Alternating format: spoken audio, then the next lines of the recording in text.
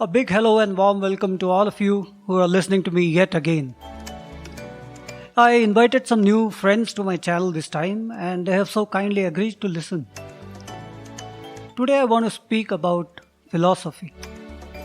I would actually prefer not to use the word philosophy because it seems something so complicated and intimidating. Well, it's not. Every one of us, consciously or unconsciously, has his or her own philosophy. All our decisions, all our actions, they are determined by our philosophy, which indirectly means that our philosophy will decide the path of our life and it will decide where we end up. So instead of keeping our philosophy unconscious, how about understanding it? And more importantly, how about making conscious changes to it so that we go where we want to go? Now, if you have not studied or read much of philosophy, you are the ones who will make the most out of these sessions. Because you will not be under the influence of other written philosophies which are taught in colleges. Great. So, to start with philosophy, let's first have a look at the definition. The word philosophy comes from the Greek word philosophia, which literally means love of wisdom. Simple, right? It's the study of general and fundamental questions about existence, about knowledge, about values, reason, mind, and language as well. Such questions are often presented as problems to be studied and, yes, if possible, resolved. The term philosophy was probably coined by Pythagoras. Yes, it's the same guy who gave us the Pythagoras theorem we learnt in school about the right angle triangle. Square of length of hypotenuse is equal to squares of lengths of other two sides, right?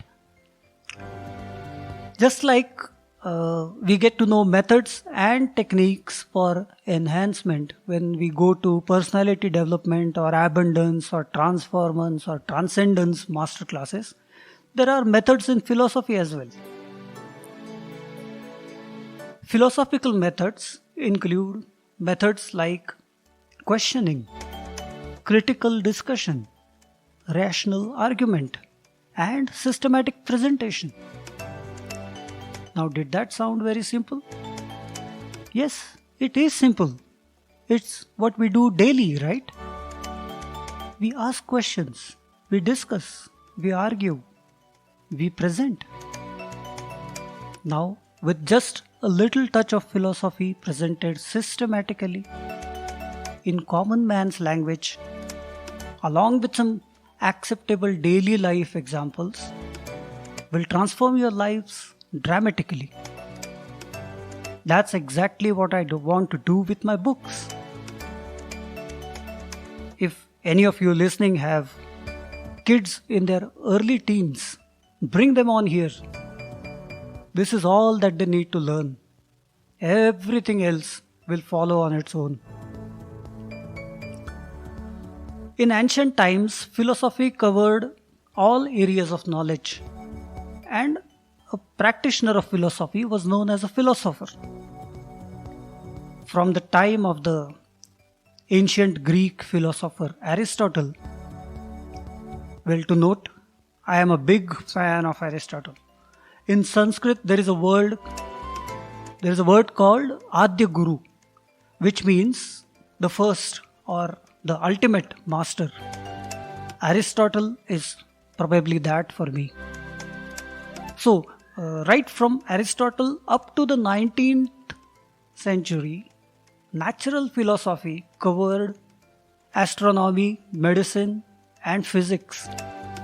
Yes, physics.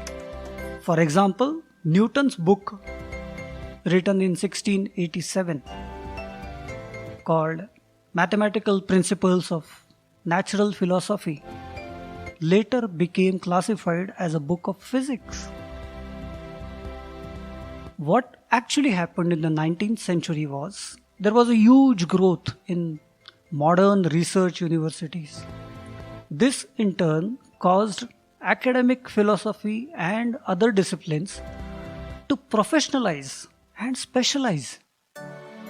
In the modern era, some investigations that were traditionally a part of philosophy became separate academic disciplines, including psychology, sociology, linguistics, and economics, and whatnot. So now you see why I said bring on your kids if they are in their early teens, because philosophy is the root. Get that foundation straight in the young age and be assured of success, no matter what field you choose later. The modern meanings of the terms science and scientist date only to the 19th century.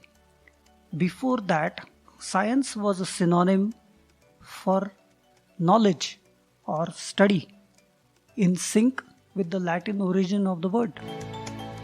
While the roots of philosophy, let's say if we consider only Aristotle and not before, can be traced back to 500 BC. Science, 19th century. Philosophy, 500 BC.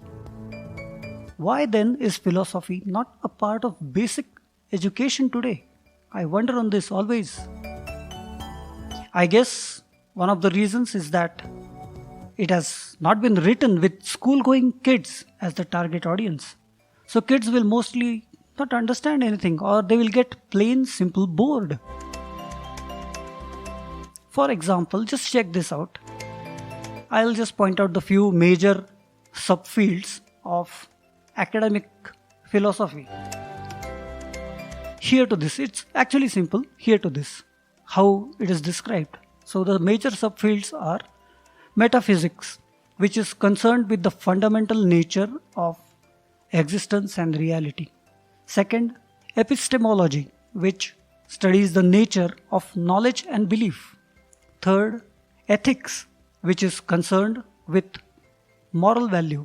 And logic, which studies the rules of inference that allow one to deduce conclusions from true premises. And the fifth one, the other fields of philosophy include science, political philosophy, aesthetics, philosophy of language, and philosophy of mind. Now imagine if I were to tell such things to a 13-year-old kid. Would he ever listen to me? He wouldn't. The implied meanings are really very, very simple, but the language is not. It needs to be simplified and explained with examples. Now see, examples is a simple word, everyone understands it. But for some reason, people would say analogies. Sometimes I really feel that, it's a whole lobby trying to keep things mystic and unveiled. Tomorrow, if someone with a practical approach and a simple choice of words ends up becoming very popular, many people would be out of business, isn't it? Just joking. Very few people become popular purely on the basis of content. We all know it by now. There are other things to become popular. So, till now I defined philosophy and told you its subfields. Now, some examples. So, some popular philosophies are nihilism, existentialism, stoicism, hedonism, spiritualism, Buddhism, Marxism, Taoism, solipsism, rationalism, and many other isms. Some of the famous philosophers in history of mankind are Socrates, Aristotle, Buddha, Karl Marx, Lao Tzu, Rene Descartes, Spinoza, and many others. I will talk about these philosophies and how they influenced the history of mankind, but probably only in my third and last book, the first two books will remain as simple as possible.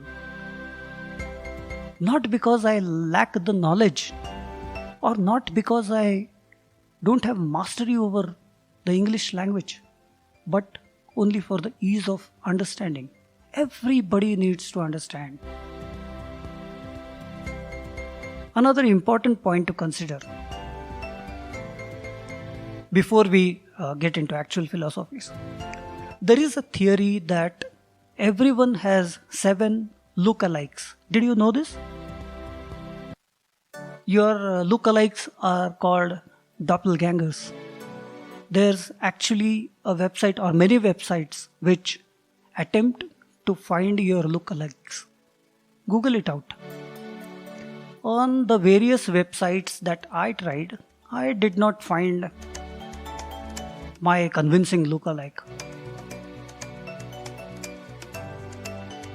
Well, the point is, even when we consider only facial features, it is hard to find lookalikes, unless, of course, in the case of twins or triplets.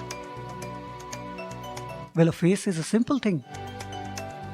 If we apply this to the brain, which is an extremely complicated mechanism or a processor, can we safely say that there is not a single person in the world who thinks exactly like us? I think it should be okay. So, given that it is impossible that any single philosophy will work for everyone at all times in all circumstances, you understand this? It's not possible that one philosophy applies to all, everywhere, all times. It's just not possible. Which means all of us, consciously or unconsciously, have our own philosophy. In all probability, it is a subset or a derivative of one or more of the isms I just mentioned. Plus, everyone will have a personal touch to it. If you agree to this, it's easy to see why arguing over any philosophy is just a brainy waste of time.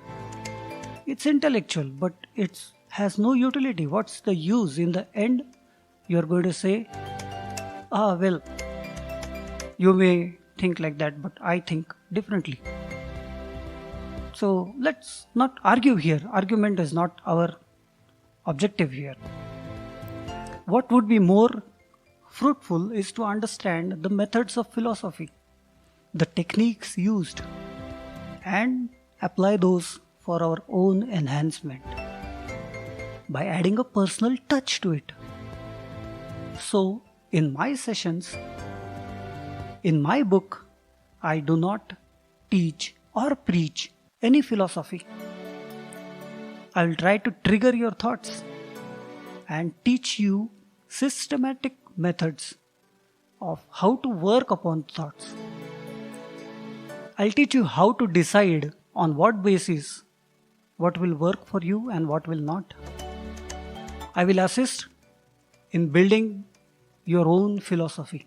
But in the end, it's your life, it's your journey, and the philosophy is your own. So that's all for today. Please do subscribe if you like this. Do it right away. I say this because many groups, due to their rules and policies, are not allowing YouTube links to be posted. So, frankly, there's a huge probability that you may never hear from me again if you don't subscribe right now. Bye bye and have a nice day. Thank you so much for listening. Thank you so much.